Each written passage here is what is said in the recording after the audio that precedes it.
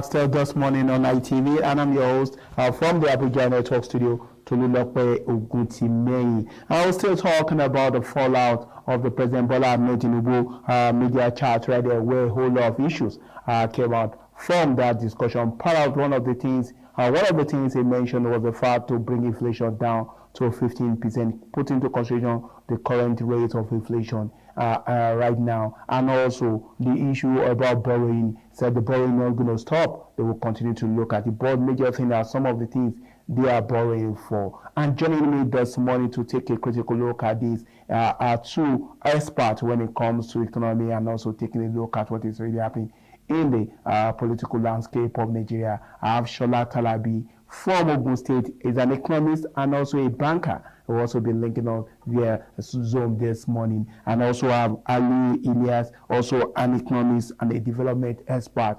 Both of them will be joining me. A wonderful morning to you, Shola. And also we have Ilyas also with me this morning. A wonderful morning to you, Ilyas. Okay, let me start with you, Shola. A wonderful morning to you, Shola. Good morning, Tolu. Yeah, okay. Thank you so much for joining me all the way from Ogun State and also taking a look at what is really happening right there. I'm sure you also follow up with this recent presidential media chat where the president had a whole lot of discussions concerning the economy, the political landscape, and some of the things he plans to do to 2025. But one of the major things that caught my attention was the fact that he said he's going to bring down inflation to 15% in 2025.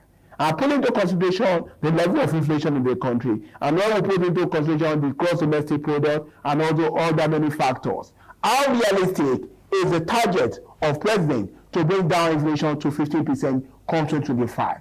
You as an economist, what's a banker, what's your take on this?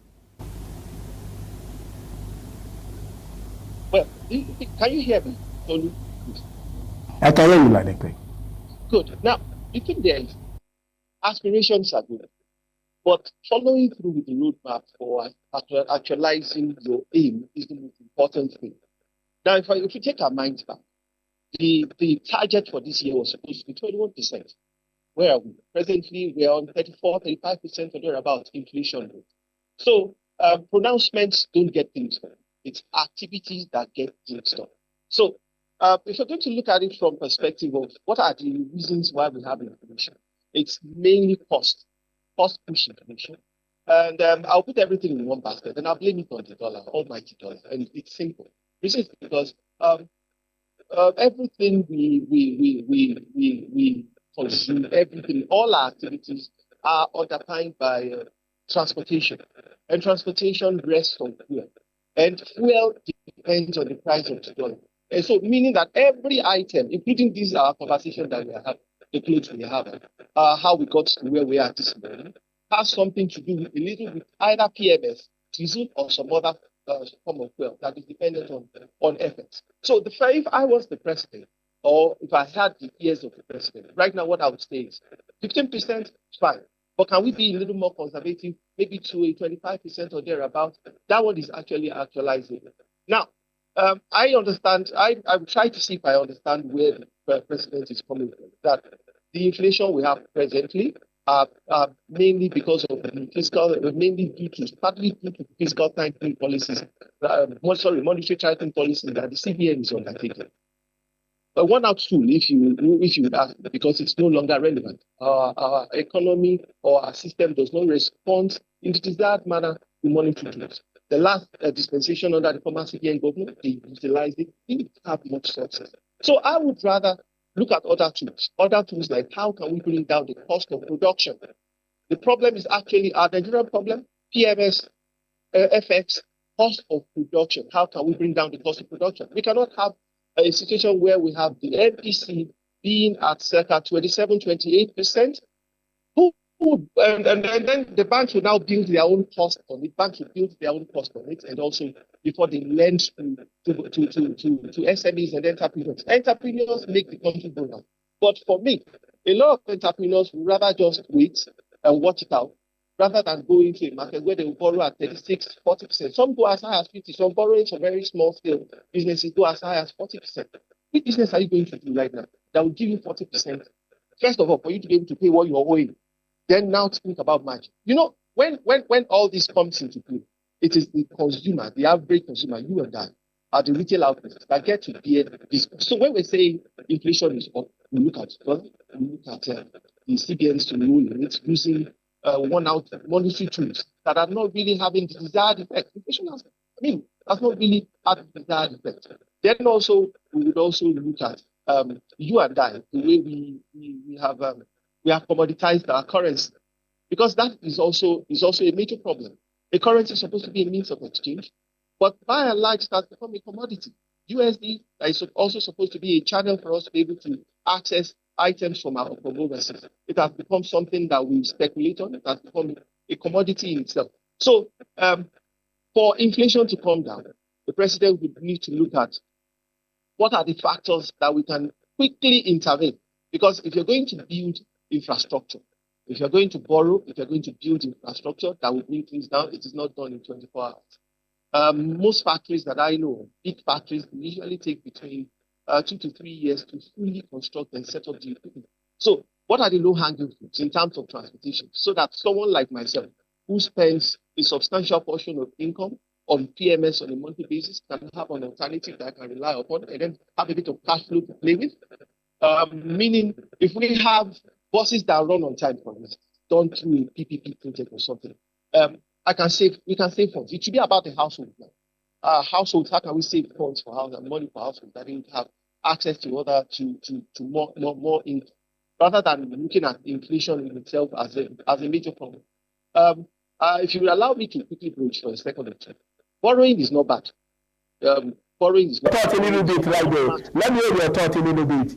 Let me hear your thought a little bit. I also have another economist on the standline on the side by talking about Ali. I'll come back to you, but let me have Ali on this. Shola talked about 25% being more realistic.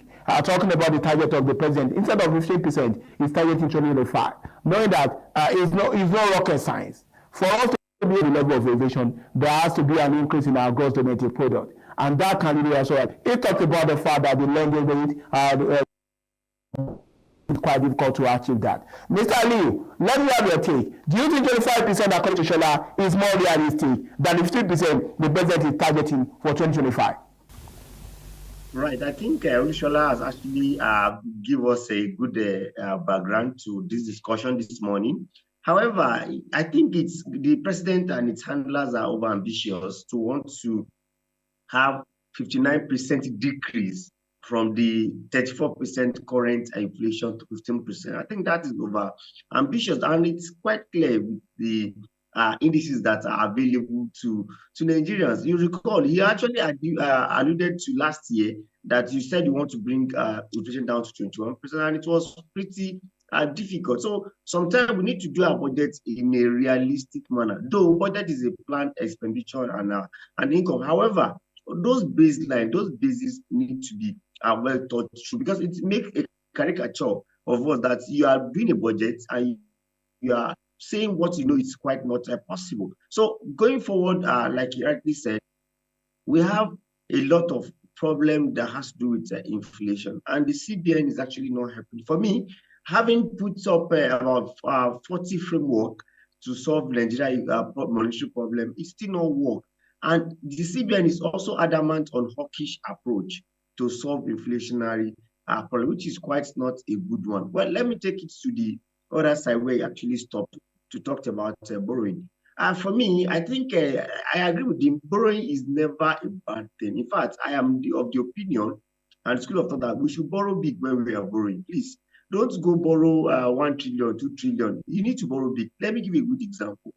Our deficit challenge on housing is going to be solved by 6 trillion. Why not borrow 6 trillion and solve the problem at once? Because this one that you go look at this foreign budget that is ongoing 2024, Nigerians still go and borrow to solve the problem. So when you are borrowing, borrow big and borrow for a good projectized project. And I must also tell you that our budget is very, very small. In Nigeria as a country should be doing 100 trillion naira budget, not 49 trillion. That look at it, how much is for capital projects, how much will take care of the road, take care of the education, take care of health and other social infrastructure. You will see that even debt servicing is taking a whole lot from us. So for me, borrowing is not bad. What you are borrowing for is what is actually very, very key. So for me, this budget is over ambitious in terms of the baseline, but in terms of the budget size, I think it's very small when you compare ourselves to Brazil, to even South Africa, in Africa, to Egypt. I think we're not ready. We must work on our revenue side the more, and that's why when this tax reform actually came about, some of us said, well, it's a good way, it's a good thing if it will increase our revenue without harming or killing the small business. And there are factors small businesses and manufacturing sector in their plan. Okay, let me bring Shola back into the discussion right now, because we talked about borrowing may not be a bad thing at the end of the day. But the president talked about what are we borrowing for? Infrastructural development. And Ali just mentioned the fact that if we want to borrow, let's borrow big. And also put into consideration that our budget, 49.something trillion, at this level, put into consideration our population may not really be enough. When you look at the breakdown of the budget, the amount is budgeted for infrastructure development, I think it's between 4-something or 2-something trillion. Do you think our budget is small? And do you think the project we want to embark on for a country of over 200 million people, are we doing enough when it comes to preparation and expectation going to 2025? Thank you very much, Tolu. The thing there is this: it's not even about the 4 trillion naira that is our portion to it. It's about what percentage of that 4 trillion would we have been able to fully implement in a good manner by from this period, if God willing, if we have this conversation by 2025. So it is not even about budget. If you budget 1 trillion, 2 trillion, 3 trillion, whatever it is you budget, how far with the implementation? Because it's the implementation of the long run that sees that the infrastructure is on ground and available for people to use. Now, the other note of caution that we need to tread on is this: how many of our infrastructural projects are able to pay for themselves? How many of them are politically motivated? We need to begin to look at things from that perspective. If I'm building a road, for instance, can that road maintain itself without my needing to borrow to renovate the road for subsequent cycles? If I have railway, for instance, why am I declaring free transportation for a certain period for a loan that has not been paid? That most likely the infrastructure itself would have needed overhaul by the time the loan itself would have matured for payment. So if we're going to build a country, we need to begin to look at it from a business perspective. From a business perspective, it makes a lot more sense. If the trains run on time, Tommy, we will reduce costs. If I had an opportunity of a bus stop, of getting to the bus stop, and within a period of 20, 30 minutes, I'm able to get a bus that would get me safely to my destination, I'll dump my car, and then I'll get to save a lot more money. So all these things are intertwined. The government budget, not bad. Borrowing itself is not bad because it allows you access funds that you do not have today for infrastructure that would impact your well-being and that of your citizens tomorrow. So if we're saying we're borrowing, it's not even about the borrowing. We need to borrow big, like Mr. Ali said. We need to borrow big so that we do this thing. Let's just do this thing once and for all. However, when we borrow, how far with our implementation? Have we ever recorded 70% implementation at the end of any financial year? I think I'll drop and allow Mr. Ali to speak. Just before I go to Mr. Ali, Shola, let me take you on this. Right. We talked about, the president talked about gross domestic product. And one of the major challenges we also face is the fact that some of the major companies that we used to have in the 70s and 80s are nowhere to be found. Then how do we boost our gross domestic product? The textile industry is non-existent. The Dunlop of those days that produces tires, Michelin, are no longer there. We talked about bringing down the inflation to 15%. How are you going to achieve that? Is it possible to be able to do all these things within 1 year that the president is targeting? Or the president should just realize that this will not be possible, and it should not be deceiving Nigerians with the possibility of bringing down inflation, because we know that the companies that may help us to bring this down are not there. What's your take on this? Well, Tolu, I think when we refer to the good old days, we need to do it with a note of caution and hold ourselves to account for the failures of that good old period. That was the era of the import substitution strategy. But however, there was a failure in focus. Failure in focus in that it was not an export-oriented import substitution strategy. So companies took FX, produced for the home country, and then at the end of the day, the points where we got the FX from are not replenished. If today the federal government decides that, okay, we're going to open up, we're good for business.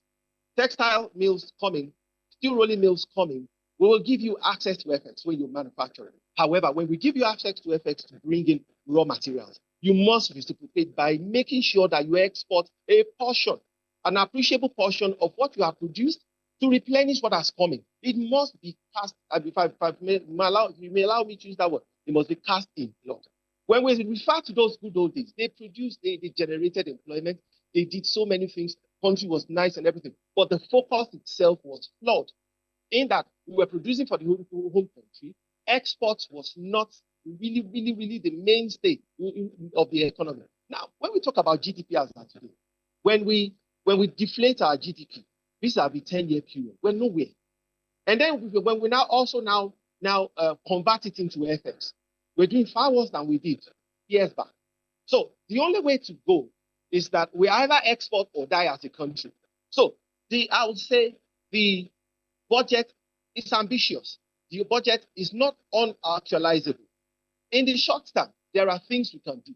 For instance, let me bring it back now. We have food problem, food inflation. If you check the inflation, the consumer price index, the food portion of the basket of the CPI is a major headache everywhere. Now, we've had 15 months or thereabout, 15 to 17 months under the new administration.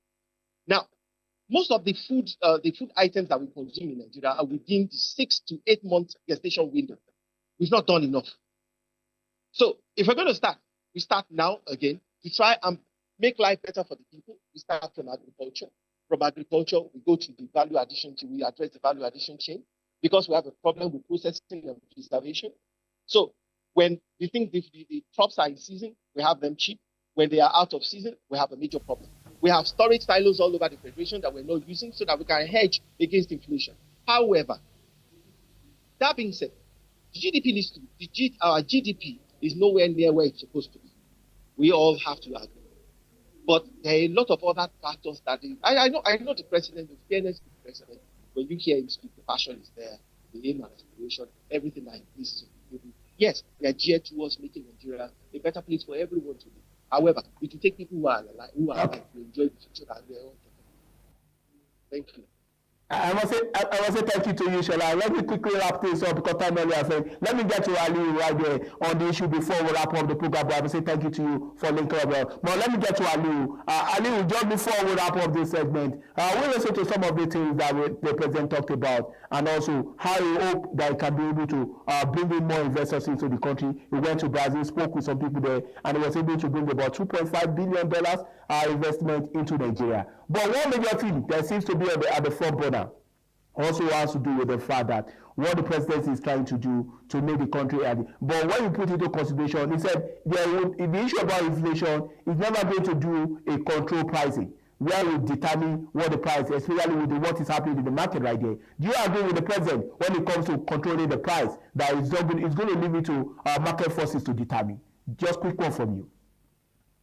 All right. I think our major problem is leaving everything to market price, which is not done in any way. You recall that we actually fall into this major problem, not because of fuel subsidy removal, but because of a flotation of Naira, which is willing buyer, willing seller. And that's the major problem that we're actually having. You know, there's no country in the world that you go, you determine what you have been to some countries. When you get there, for you to change money, you may have to bring your passport, you may have to commit a lot of things for them to know that this is actually what you're actually doing. So for me, I think for presidents to actually succeed and do well, all what he has uttered, I want him to actually follow those things. One of it was that he declared state of emergency on food security as at July 2023. Over 1 year now, we have not seen any difference. You know, he's not making sure that what he said is actually following it. If we are doing agriculture and a mass agriculture, as it were, we would have moved from where we are now. He also said there is going to be alternatives to petroleum, which is CNG. I have converted my car to CNG. But I can tell you, I find it difficult to go to a filling station to buy. You know why? You have to do away with 3 hours for you to fill your gas. That's a serious. That means it's a serious key. So all these things are, and in terms of bringing infrastructure, I mean, foreign direct investment, no investors will come to a climate that doesn't work well. Look at our MPR. You know, the borrowing, the loans, the interest rate. Mr. Liu, I must say thank you to you. Thank you, really, Alfred. I really appreciate you and Shola Talabi joining us this morning. I will thank you, really, give us the opportunity. But I must say thank you to you for joining us this morning. So much, really, to really talk about, but time earlier, Alfred. We'll quickly link up with our network news.